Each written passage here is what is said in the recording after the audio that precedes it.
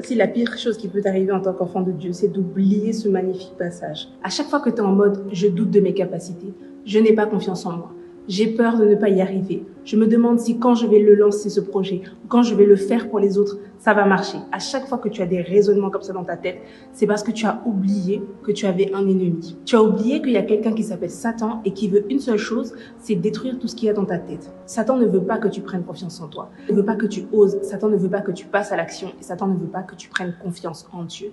Mais voici ce que Dieu t'a donné pour pouvoir le combattre. Et tu verras que ce combat, il est tout sauf physique. Va tout de suite en Éphésiens chapitre 6, verset 13 et voyons ensemble ce que la Bible dit. La Bible dit, c'est pourquoi prends toutes les armes de Dieu afin de pouvoir résister.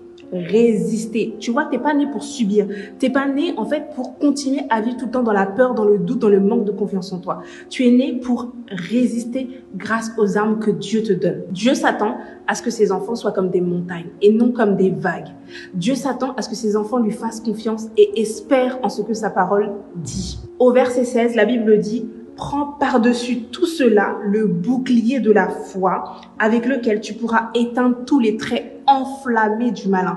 Alors, est-ce que tu vois le diable chaque matin comme ça venir avec des traits enflammés? Non. Par contre, Satan t'attaque dans ta tête. Il te suggère de ne pas avoir confiance en toi. Il te suggère d'avoir peur, d'avoir des doutes, de te dire que Dieu n'est pas avec toi, de ne pas avoir confiance en Dieu. Alors, en tant qu'enfant de Dieu, c'est de ta responsabilité de résister. C'est de ta responsabilité de tenir ferme. Et si tu as besoin d'aide, demande au Saint-Esprit. Demande au Saint-Esprit de t'aider à utiliser les armes que Dieu a mis à ta disposition. Tu n'as pas besoin de subir soit les paroles négatives qui venaient de tes parents, que le diable a utilisées pour mal parler de toi, ou alors de personnes toxiques que le diable a pu utiliser pour te décourager, pour te démotiver.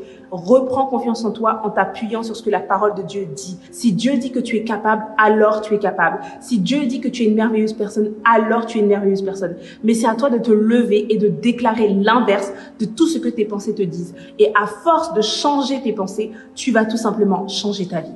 Alors si tu crois à la parole de Dieu et aux armes que Dieu t'a données, écris Amen dans les commentaires.